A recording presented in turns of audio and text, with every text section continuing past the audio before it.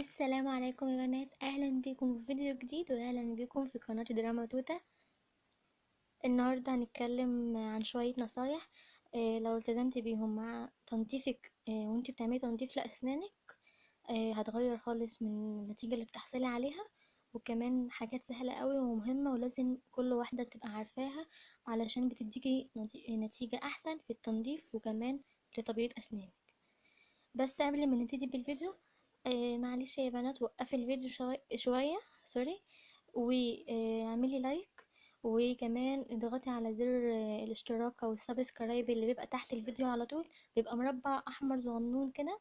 وكمان لما تضغطي عليه اتكي على اللي هو الجرس اللي بيبقى جنبه على طول دوت علشان يجيلك اشعار ان انا نزلت فيديو. لان لو ما اتكيتش على زر الجرس دوت مش هتعرفي ان انا نزلت فيديو، مش هتتفرجي عليه. بس كده يا بنات. وكمان اعملي لي كومنت برأيك عن الفيديو، ولو حابين ان انا اظبط اي حاجة. دي حاجة مبدئيا بس، وبعد كده هتشوفوا ان شاء الله فيديوهات جميلة قوي وكل حاجة تبقى متظبطة. بس كده ويلا نبتدي بالفيديو. اول نصيحة يا بنات معانا النهاردة وهي استخدام فرشة الاسنان اللي هي الكهربائية ديت. هحطلك صورتها عشان تشوفيها. دي بيبقى في منها انواع كتير متهيألي واشكال كتير طبعا. كتير قوي بيشكروا فيها وبيقولوا ما لاحظوا تغيير يعني تغيير فظيع، يعني لما وقفوا الفرش العادية بتاعت الأسنان واستخدموا دي بدلها. وكمان مش بتتغير، بتفضل معاكي على طول. تنضفيها بعد كل استخدام. وكمان هي سنونها سيليكون، يعني مش هتجرح اللثة بتاعتك، خصوصا للناس اللي عندهم لثة حساسة قوي. انا عن نفسي لسه ما جبتهاش بس هجيبها ان شاء الله، وهقول لكم برضو رأيي الفعلي. تاني نصيحة يا بنات معايا، هي انت بعد ما تستخدمي الفرشة الكهربائية او فرشتك العادية لتنظيف اسنانك، لازم لازم لازم كتير لازم لازم تستخدمي خيط الاسنان. خيط معين مخصوص لتنظيف الاسنان بيتجاب من الصيدلية. هو طريقة استخدامه عادية جدا وسهلة. بتمرري الخيط ما بين كل سنة والتانية من تحت ومن فوق. ودي طبعا خطوة مهمة قوي عشان تنضفي بيها اسنانك، وهتحسي بانتعاش قوي لما تنضفي اسنانك بعد الغسيل بالخيط دوت. علشان الفرشة العادية بتاعتك او الفرشة الكهربائية اللي احنا بنتكلم عليها دي مش هتوصل للاكل اللي ما بين الاسنان. فدي بتبقى حاجة حلوة قوي، حاجة علشان بقية الاكل دوت بيعمل حاجات وحشة في الاسنان واحنا في غنى عنها. تالت نصيحة يا بنات معايا وهي حاجة كلنا بننساها بس هي حاجة مهمة جدا، وهي تنظيف اللسان. لازم بعد غسيلك لأسنانك لازم جدا ان انتي تنضفي لسانك، ودي بتبقى حاجة سهلة برضو. هتغسلي فرشتك بعد تنظيف أسنانك العادية أو الكهربائية برضو. بعكس ما انتي بتغسلي أسنانك بس مش بالسنون بظهر الفرشة. هات حاجة بسيطة قوي تدليكة كده للسانك. آه، حاجة بسيطة عشان ما نجرحوش، لان هو بيبقى متراكم عليه بكتيريا برضو من الاكل زي الاسنان بالظبط، فلازم ان احنا ننضفه برضو. وبعد كده هتمضمضي ميه بميه عاديه، وطبعا هتنزل كل البكتيريا والحاجات المترسبة في اللسان. ودي حاجة مهمة جدا عشان تحسي بان سنانك وكل حاجة في فمك تكون نظيفة. نعمله دايما وهو ان احنا بنغسل اسناننا بعد الاكله مباشره. طبعا دي حاجه غلط جدا. والنصايح ديت انا واخداها او يعني عرفتها من دكتور اسنان.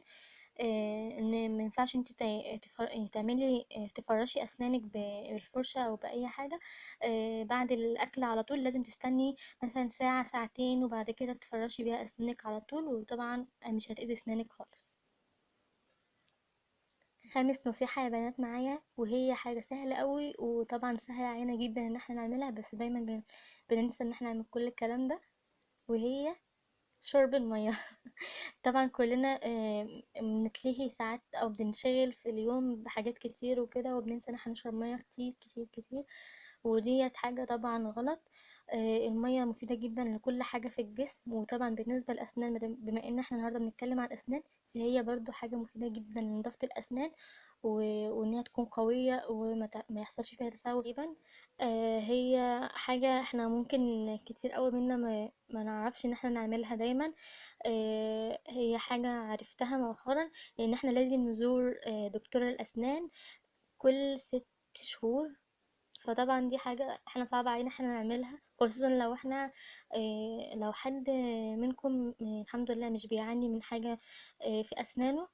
فصعب اوي ان احنا نروح سابع نصيحة يا بنات والاخيرة، اللي انتي ليكي كام مرة في اليوم بس تغسلي فيها اسنانك. بلاش تغسلي اسنانك كتير اوي في اليوم. يعني طبعا كلنا بنصحى الصبح لازم بنغسل اسناننا قبل الاكل. هي دي مرة، وممكن مرتين كمان في اليوم. طبعا قبل النوم، ومرة بعد بقى ايه في وسط اليوم كدهوت، يعني 3 مرات بس تغسلي بيها اسنانك. تغسلي فيهم اسنانك في اليوم، علشان كتر ما انتي بتغسلي اسنانك ده بيضعفها، مش بيقويها.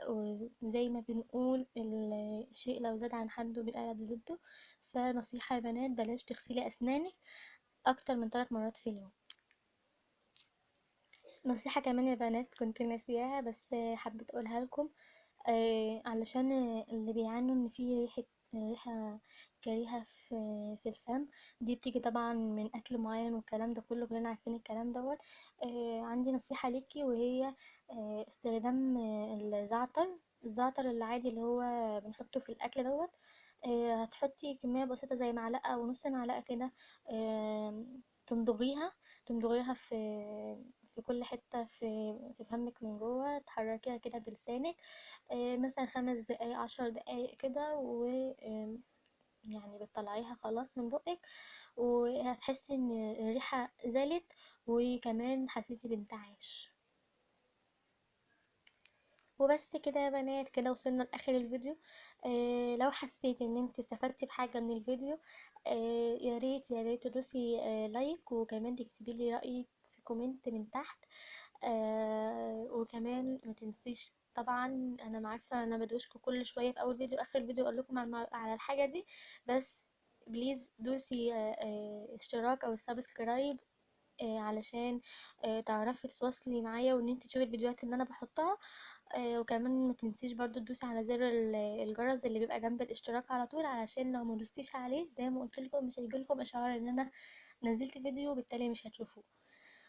بس كده، واتمنى تكون استفدتوا من النهارده معايا، واشوفكم في فيديو جديد، ومع السلامه.